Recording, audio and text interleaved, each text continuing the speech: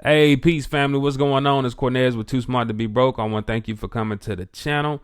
If you don't know anything about me, I'm an entrepreneur and an aspiring multi-cajillionaire. Now, man, I'm just here to help my people change their legacy. Any information I come across, I want to share with you all. I am by no means am I a guru. I'm still a student. Like I said, I am just a brother out here trying to find my way, and I figure why not share some information when I come across it. Okay, so I did get over access to $100,000 in business credit. I'll put a link up to where I talked about that. But really, I'm just going to be reinforcing the same things I said in that video. And what I mean about 100,000, let me be real with you. That was a little bit of clickbait, but it was real information.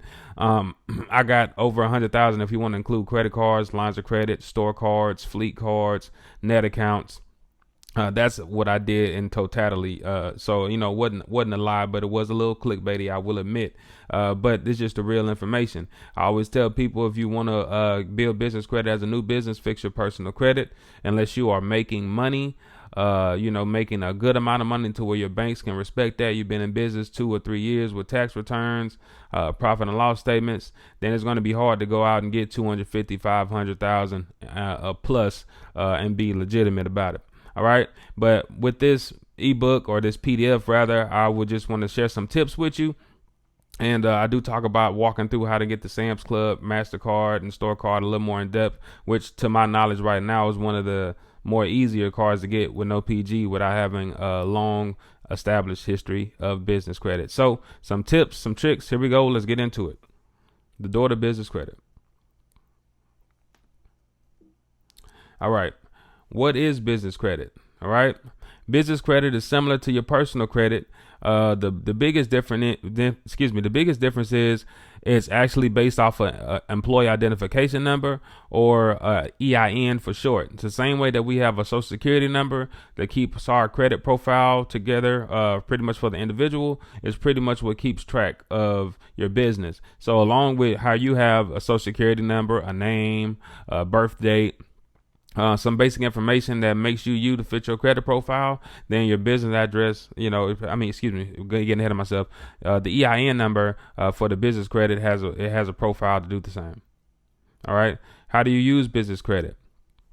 Well, business credit, it can be used for anything business related, but the same things that you may use it for on a credit for on a personal level, you can actually use for a business. So you can get credit cards, you can get cell phones, you can get gas cards, you can get cars. I even closed on a couple of houses in the LLC. So yeah, you can purchase houses with them, and you can do a lot with them. They are considered a person within the U.S. All right.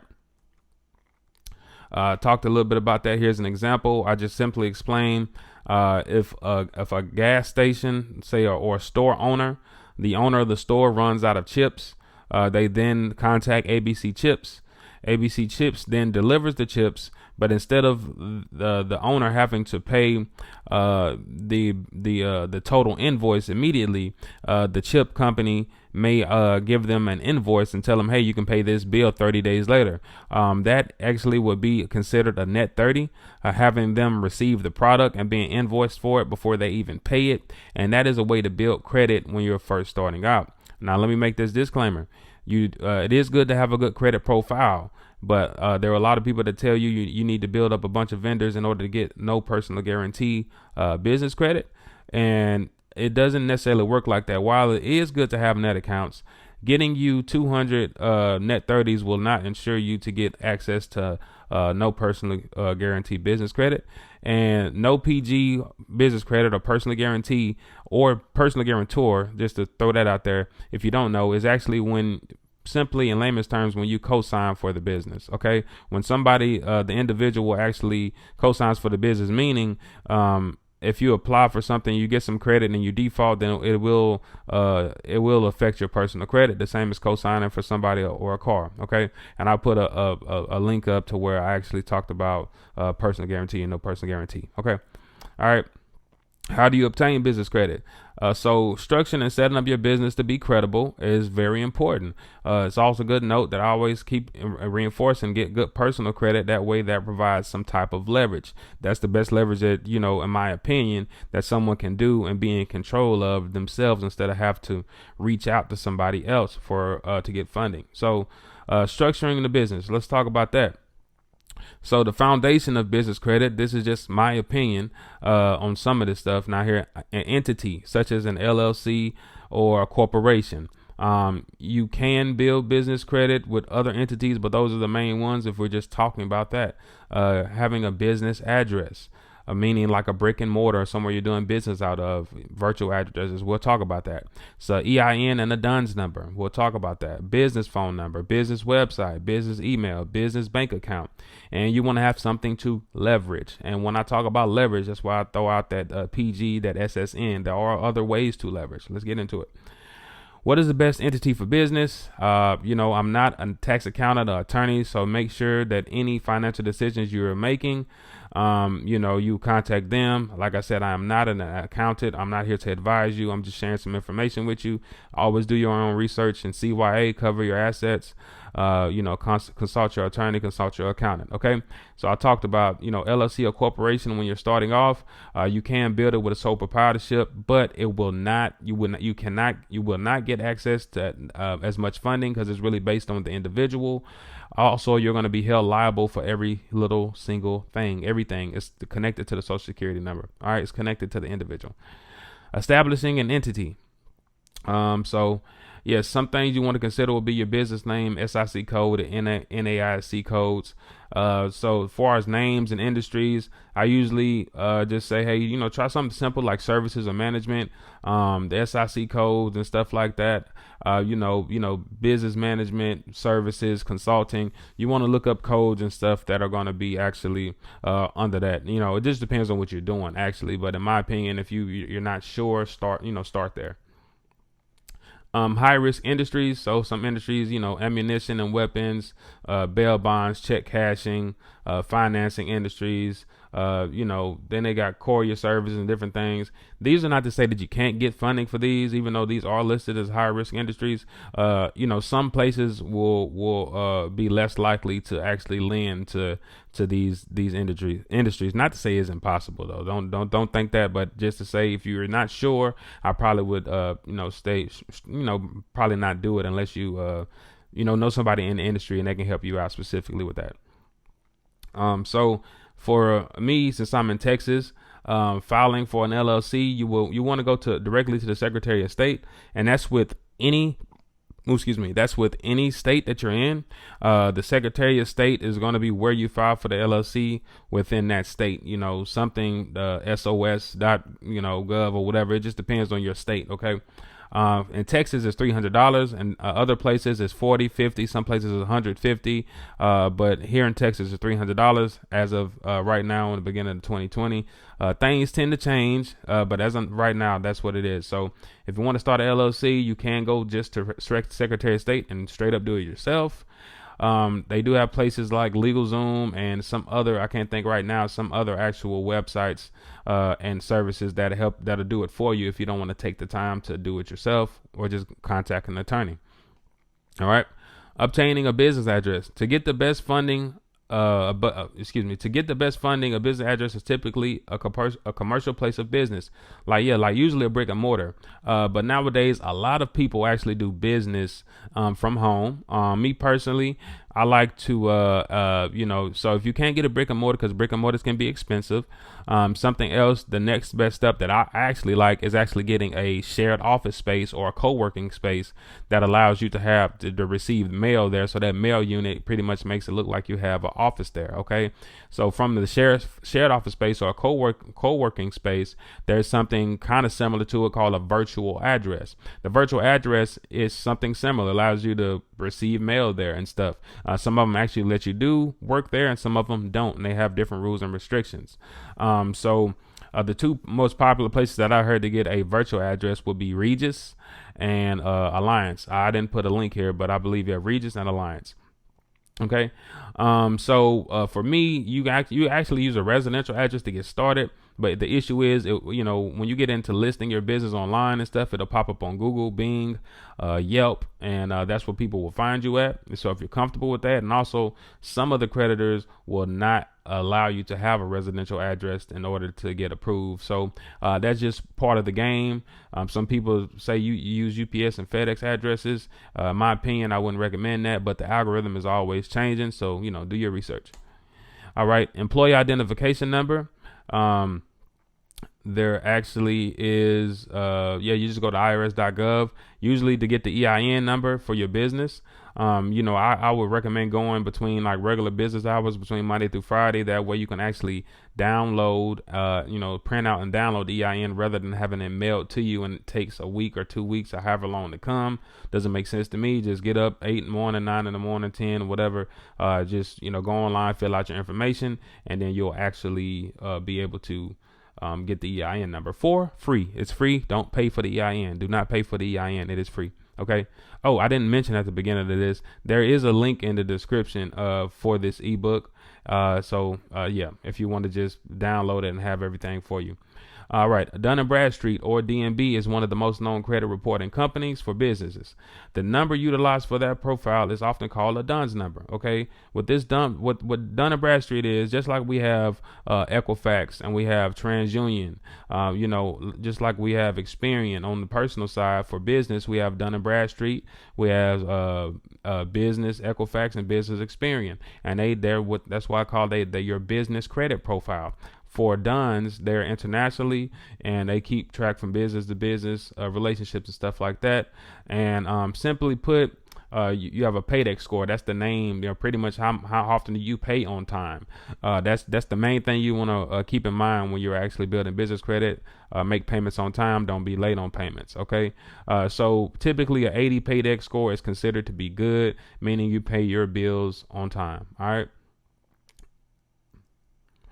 Oh, my bad. Let me go back real quick. So you can establish a paydex. I think I'm going to talk about this a little bit more, but you can establish a paydex by going to iupdate.dnb, which I have a link in this PDF, or you can actually just, if you have your business set up and you have 3 or 4 more accounts reporting to DNB, it'll populate an actual DUNS number by itself.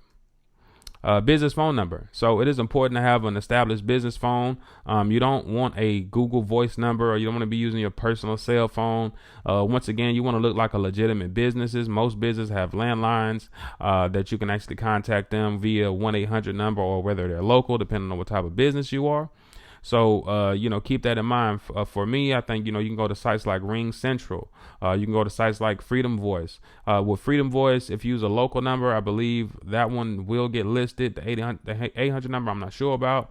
And the same thing with Grasshopper. I think there's a certain little fee you might have to pay to get it listed, but if you do Ring Central or Freedom Voice, which I use because they actually have, you can get a fax number, and actually get, if you need to fax somebody, or rather they need to fax you, you can use Freedom Voice to do that. And I think there's a trial sign up for it as well. A website is necessary for your business. You can do a simple one-page website if you need to. So first things first, with a website, you need a domain name. A domain name is like, the .com, yahoo.com, google.com, facebook.com. Those are all just the domain names. And you can get domain names at sites like namecheap.com. I know that they're pretty cheap there. GoDaddy.com is popular. They have some cheaper ones, but they can kind of be more expensive sometimes, and they upsell you on a lot of stuff that you can get with a lot of these other hosting websites. And for me, I like namehero.com, and you can actually get the domain, and you can actually get the website, and you get it's a little more. We'll talk about that on the next slide. Let's see right here. So hosting. So I was talking about the domain. I was kind of getting into hosting a little bit. So the domain name is just like the .com, just the name of the site. But to actually have the physical website where you can park it at, it's kind of like what address, the address of the website. Where is it located? And then how does it really how does it function? When you talk about the actual physical website. So there's a few things you could do. Right. So you can go to sites like squarespace.com. Squarespace.com actually has easy templates, for you to just kind of jump in, and the website looks great. There is a monthly fee. I'm not sure exactly what it is. I don't think it's too pricey, but if you just kind of want to get in and get something rolling for you, squarespace.com is a good place to go. Okay. There are other options if you don't want to do it yourself. You're not that savvy. You can go to places like Upwork or Fiverr. They have people that will create websites for you. If you're a little more savvy and you want to do something for a cheaper route, you can actually use sites like Wix or Weebly. And when you use Wix or Weebly, it is free. And then you can create a site. And what you do is you take that Namecheap domain or wherever you get the domain from, and you actually instead of using the .weebly web address, or the domain, rather use whatever your domain address and place it at Weebly. So you can do it like that. There's a bunch of YouTube videos on how to build websites, or you can use WordPress. I have a namehero.com domain and hosting, and they provide WordPress within that cost, pretty much free. I mean, you pay for it. I think, don't quote me, I think Name Hero is about like $3.95 a month, but they want you to pay a year or two in advance. The same with Bluehost, Site Grounding.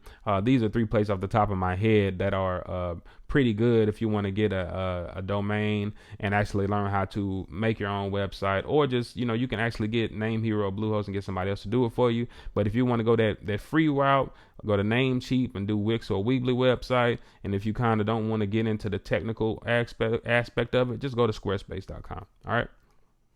Business email.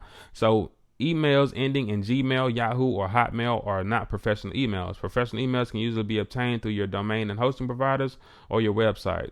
So like when I said, when you go through GoDaddy, there's a very common one. They're going to charge you extra to actually get a per email you get. When you go through, hosting platforms, don't limit to Name Hero and Bluehost. I am affiliated with them, but they're popular, and you can go through them and you can get unlimited email addresses with your domain name. See here, it says info@toosmarttobebroke.com. That's professional because the domain at that email is Too Smart to Be Broke. It's not Gmail or Yahoo. And you can see unprofessional would be toosmarttobebroke@gmail.com.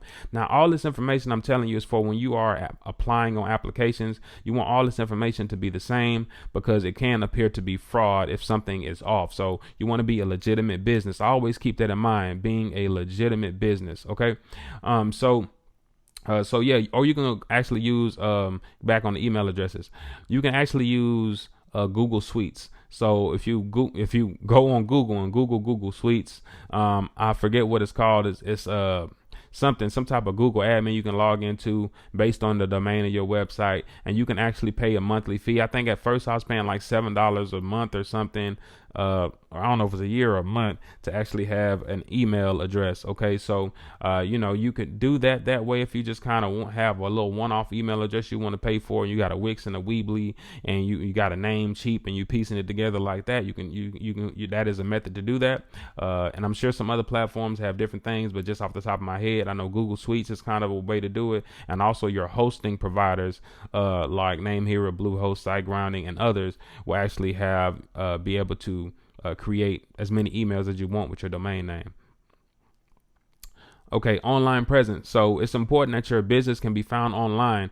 When someone is searching for it, you want to be found on Google. You want to be found on Bing. You want to list your business on listyourself.net. You want to go on Yelp. You want to list your business anywhere you can list your business for free. Okay, List Yourself has a paid service, but it's not necessary.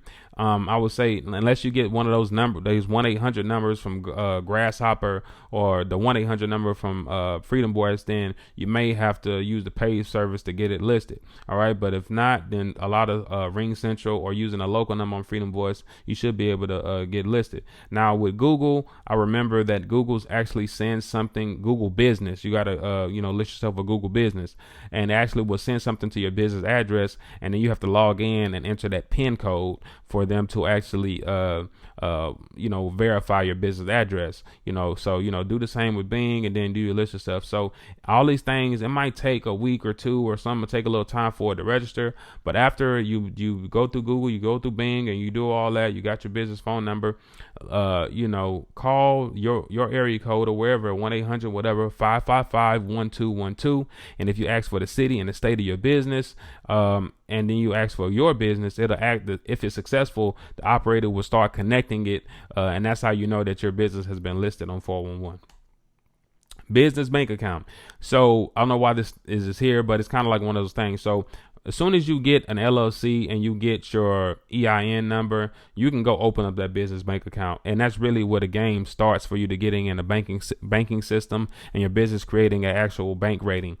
So most of the times you're going into the bank, you may need your articles of organization, your EIN number, possibly your your operating agreement and stuff like that. If you need anything more than that to open up a business bank account, then check for other local credit unions and banks. Okay.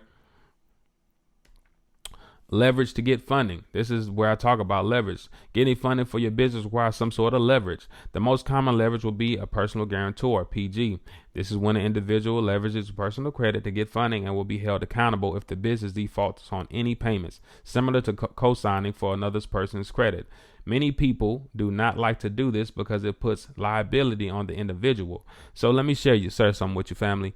When I started this journey, I did not want to attach my social security number to my business and business credit because I wanted to be able to grow my business. And if I have to, the business goes bankrupt or whatever, I didn't want to be held liable. And I think, that's a lot of successful entrepreneurs actually do. They file bankruptcy and they have the system set up to where the individual may not be affected, or they have another business that's operating that's bringing in money. But not to go off on a tangent, I didn't want to connect it. So a lot of people don't want to connect it because they don't want to be held liable, and I respect that. Just from what I'm finding out in this matrix right now, when you're first starting out, especially if you're the first person in your family that's learning about business and commerce and trust and nonprofits, then the quickest way is going to be able to fix your personal credit. So your personal credit can be repaired too, family. So whatever you think can't be fixed, it can be fixed. So if you're going to be a business owner, you have to know when and to take educated risk and stuff like that. If not, you can partner with somebody that has good personal credit. They can co-sign. They can be an officer of the business and they can leverage theirs. Or if you have money in the bank, 401k, or you're making money, there's other ways to get funding. Maybe you already been running a business. You have 2-3 years tax returns, and you have inventory. If you're a car lot, you got cars and stuff like that. So another way to get funding for some businesses is actually to have $10,000 minimum in your business bank account for more than 3 months. So that's like a low 5 bank rating, and that actually will get you in the door with some banks and credit unions. All right. Talk more about PGing and personally, because I didn't have the best credit when I started. I did have a little over 700, maybe anywhere from 700, 715. And then after, kind of trying some things out, you get to about 680. You can do some things, anything lower than that. I'm not saying it's impossible, but you really want to be mid 700s, low 700s, maybe. You want to be above 680 or better. So work on that. It's not to say you can't get funding, but the better your personal credit is, the more funding you will actually be able to receive. Business reporting agencies. You may be familiar with Equifax, Experian, and TransUnion. I talked about them. I talked about that. All right. Business credit monitoring. So the best business credit monitoring, in my personal opinion, that you're going to get is by going through Dun & Bradstreet individually, going through Experience Business individually, and then going through Equifax Business individually. That way you can ensure that all your reports are accurate, and it's easy to keep track and monitor all of these. Okay. I think Dun & Bradstreet has a free one. I think Dun & Bradstreet has a free monitoring service as well. My personal favorite that I use though is actually nav.com, and there'll be a link in the PDF. I'm an affiliate. It's free for you though. So with Nav, it monitors all 3 of those, and it works for me. Okay. And I do pay for it. I do have the paid version. If you do have Nav, I think the cons maybe with that is that when you're trying to find certain invoices or stores, instead of saying Office Depot, the store might say office supplies. I think that's across the board with most business credit places, but the numbers as far as the invoices, they round up to the 50, I believe, something like that, or 10s or 50. So if you spend $55, it might just say 50. So when you're trying to keep track of your invoices, it may be a little hard trying to match it up, but for the most part, it's pretty good. Sam's Club might say warehouse, Staples might say office supplies, and you keep stuff matched up based upon when you spent. It works for me. I like it. So the keys to actually applying for business, and we're going to be talking about no PG and stuff right now, which in my personal opinion, look, you're going to be PGing some credit cards and lines of credit to get access to some major spending. But if we're talking about vendors, and this is really just how I work my way up to getting the Sam's Club MasterCard, which is the only PG card no PG card that I've been able to get with my business. All right. So you want to make sure your address, your website, your phone number, and email are all congruent to your business listings. When applying for no PG accounts, do not put your SSN down for a personal guarantee. Remember, this is only if you don't want a personal guarantee. But I'm telling you, a lot of people there are going to want it. Okay. But all these vendors I'm telling you about right now, they do not require it at this time. Always read the fine print. Sometimes a social security number is required to ensure the applicant has authority to apply for that business. If you are not sure, contact the vendor. I always pick up the phone. I will call the bank. I will call the credit unions. I will call the creditors. I will call people several times. And if somebody tells me something I don't like, I'll call 2 or 3 more times just to confirm what they said. And, sometimes it's somebody that didn't know. So you always keep that in mind. And whenever you're ordering from net accounts, make sure you spend $50 or greater to ensure your purchase will be reported as a trade line. So that means if I'm going to Office Depot and I got Office Depot net account, I need to spend $50 for it to register, get the invoice, wait a little bit, and pay it before the 30 days for it to register. All right. And as I said, I'm not one of these people preaching to you about getting all these vendors, because if you don't have money to do it and you're not going to get the funding, then it may not make sense. It may be better for you to spend the money on fixing your personal credit. But like I said, having a good business credit profile will be important. It is important. But if you're not making any money, you're a new business, having personal credit will just get you in the door quicker. Okay, net accounts. All right, talked about net accounts. Minimum of $50 needs to be spent. All right, you got to pay the balance in full. All right, I talked about that. Business is new. So you need to build up business relationships. Whenever you do get vendors and the credit cards and accounts, make sure to keep a spreadsheet of accounts that you get approved from. Include account number, address, phone, and email. Keep track of your bank account information. A lot of these creditors will ask for information in regards to your other accounts. Maybe you need some references. They ask for references sometimes, so it's best to keep your T-Mobile and your Sprint and your any Quill, Uline, all of that stuff. Keep it on a spreadsheet and be easier for you to move when you're applying for stuff. Copy and paste. All right, let's go into some tier 1 accounts, and some of these tiers might overlap each other. You know what I mean? So right here I got Quill. And I put who they report to as of now, and the stuff always changes, man. So, if you're watching this video, 3 weeks, 30 days, 60 days, a year or 2 from now, and stuff has changed, it just is what it is. But as of right now, Quill reports to DNB, Uline to DNB and Experian, Granger to DNB, Summa Office Supply DNB and Equifax, Strategic Network Solutions to Experian, Global Voice Direct, Experian, I believe that's a phone service company. So boom, you can see everybody don't report to all vendors. So you want to be hitting DNB and Experian for sure. But it's good if you can get that Equifax mix in there for, at the same time.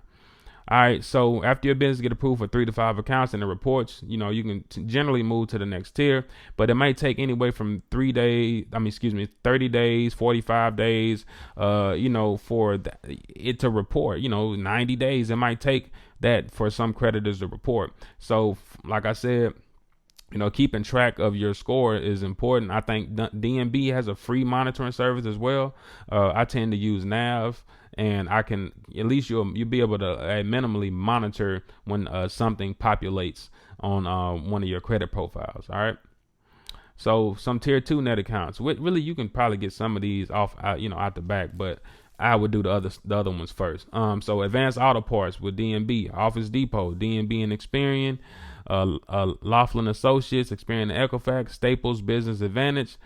There is a fee with that one, I believe. DNB and Experian. You got WEX Fleet Cards. Let's go pause right here. So WEX Fleet Cards are generally cards that are like, you got your 7-Elevens, you got your Chevrons, you got your Diamond Shamrocks. So you got a Quick Trip, you got a whole bunch of from Circle K's, you got a whole bunch of cards that you can get fuel and maintenance from. So good for truckers, good for courier service, or just good for people who have business vehicles. All right. So what I've seen is, there's a lot of cards, but you don't want to apply for too many WEX cards at one time, because what'll happen if you're new and you don't have trade lines and you're applying for multiple cards, they're going to ask you to put down a deposit. Deposit might be 500 or a few hundred or 1,000, just depends on the service. That's like an unsecured net account, putting down a payment, and then they just want to make sure you're a legitimate business and you're the one backing yourself up. So if you don't want to put down a buku amount of deposit just to get gas cards, then get one WEX Fleet card and then try getting a Fuel Man Calm Data card or a Fleet Court card, and then wait a month or wait a couple months to after you made some payments, and then apply for another WEX Fleet card. You can get a lot of them, but it typically works better if you're doing it in here and there in spurts rather than actually doing it like that. So let's go to the next one. So Business T-Shirt Club, you got Equifax, reports to Equifax, BP Solutions, DB and Experian, Equifax, DigiKey, Dun & Bradstreet. DigiKey has like stuff online, like electronics and stuff like that, I believe. Let's see, if your business is not approved for initial applications, try waiting 30 to 60 days before reapplying. Don't keep applying at a lot of these places. Some of them have, some of them you get banned and you can't get in. Some of them takes, 30, 60 days, 90 days. So at least wait a month before reapplying at places. All right, Lowe's accounts receivable. You got DNB and Lowe's accounts receivable is these are all net accounts that I'm speaking on right now. Meaning you got to pay these back. So if you don't have money to do this stuff, then I wouldn't recommend doing it unless you see some type of benefit. If you're gonna buy some stuff from there anyway, then get these accounts. All right.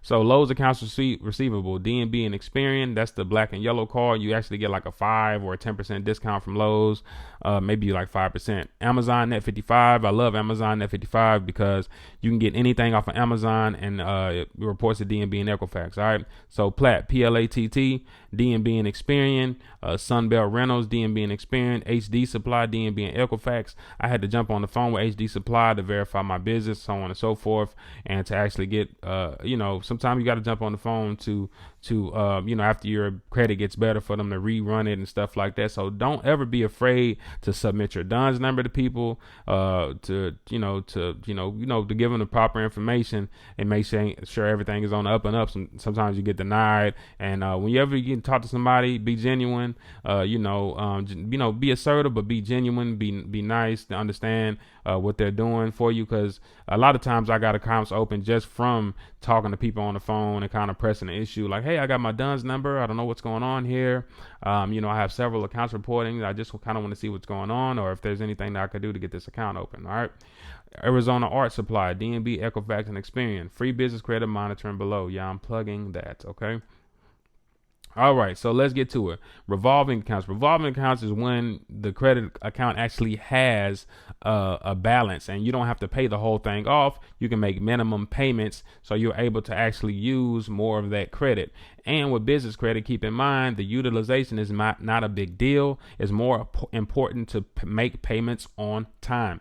So this is just my opinion. I think I didn't even have 10 on each post. I might have had 10 on Dun & Bradstreet. My experience might have been a little bit lower, but look, if you get, I think Sam's Club did pull some Experian, but me, I just like to have both of them strong. So try to get 10 reports on Experian and 10 reports on Dun & Bradstreet before moving to the next step. Try a couple of more fuel and fleet cards if you need a few more accounts. Everyone's process is different. You may be able to get approved for accounts without as many reports, but the more on time and accounts, the better. All right. So revolving accounts, we got Dell, DNB, and Experian. I had a hard time getting Dell personally, but some people have a lot of success, and sometimes those are the first one to give you a bigger limit. All right. So the ConocoPhillips 66 commercial synchrony card, not to be confused with the WEX Fleet card. The ConocoPhillips 66 commercial synchrony card can actually is actually revolving, and I've used it at pilot as well. So maybe you want to check and confirm with them on that, but that is a no PG card. And for you truckers out there or people that's in courier service, you might want to get that card. Okay, I got $40,000 off of that card. All right, yeah, revolving. All right, so Sam's Club store card, Dun & Bradstreet. Sam's Club MasterCard, Dun & Bradstreet. All right, so look, when you're gonna walk into Sam's Club, they'll have a couple. Yes. So when applying for Sam's Club card and MasterCard, be sure to leave personal guarantee blank if you do not want to personal guarantee. They will call and verify your business. So what does that mean? While I was at the store, I have my office number routed to my cell phone, so that way when I was on the store phone with them, they literally told me to hold on, and they called to verify my business. Okay, because and then when they clicked over, I told them it was me. I got approved. It was easy. But if you I've had people that actually went to Sam's Club and then they didn't have their office number routed to their cell phone, or they didn't have anybody office to pick up. So at that point in time, you're probably not going to get approved, because they got to be able to verify who you are. And keep in mind, this process can take easily 1 to 2 hours. Both times I went up there, it took me about an hour and a half for each times. Okay, so first time I went in, I went up, I filled out the physical application. I left the personal guarantee section blank. And when I did that, the lady was she was insuring me that I needed to put the social on there. And I informed her that, hey, if I get denied without my social security number, I am perfectly fine with that. They even offered for me to apply for the personal card. I did not want to. And then there was usually automatic approval or denial on the computer, but the employee had to reach out to the actual credit department. The credit department got on the phone with me, and they were going back and forth to verify my identity, verify my business, and make sure that they were lending credit to the right person. All right. And then after I was approved, they gave me like $50 to spend in the store for free that day. And then I waited about 45 days or so, and I went in the exact same process. And because the first time I got the Sam's Club store card, and I only got I'm able to use that at Walmart, and I'm able to use that at Sam's Club. And about 45 days later, I repeated the exact same process, and I got the Business MasterCard, which is accepted everywhere MasterCards are accepted. Okay, so if you want to go through this long drawn out process to get the Sam's Club store card and business card, MasterCard, then cool. That's what I did, because I thought I was going to get access to hundreds of thousands of dollars, no PG, by doing this process, but I'm sharing my experience with you. Okay. So there are other revolving accounts, but they usually require you to have a good history in business, or you're just making money, good bank ratings, stuff like that. And, that's going to be pretty much it, family. So I hope that this information was helpful. When you do get to the back portion of this PDF, there is going to be a link to my website, and there's going to be a link to, my YouTube. You're probably watching it on here now, and link to my Instagram. Okay. So you can follow me on here. I'm just, a brother out here sharing information. I do consultations from time to time. I do my best, really. I just say, just jump down in the comments. If there's anything that you want to know that I didn't cover in depth, that you want to actually want me to make a video, some content on, please drop down in the comments and let me know. Once again, this ebook is free, but I do have some affiliate links in there, so I'm not trying to be shady. There's free information. You can take it. You don't have to click on any of the links or anything like that. But it's peace and love, family. You're too smart to be broke. Fix your personal credit and leverage it to actually grow your dreams and fund your business. Peace. There's a link below to sign up with NAV to monitor your business credit for free. I'm too smart to be broke. I'm too smart to be broke. I'm too smart to be broke. Where's the money?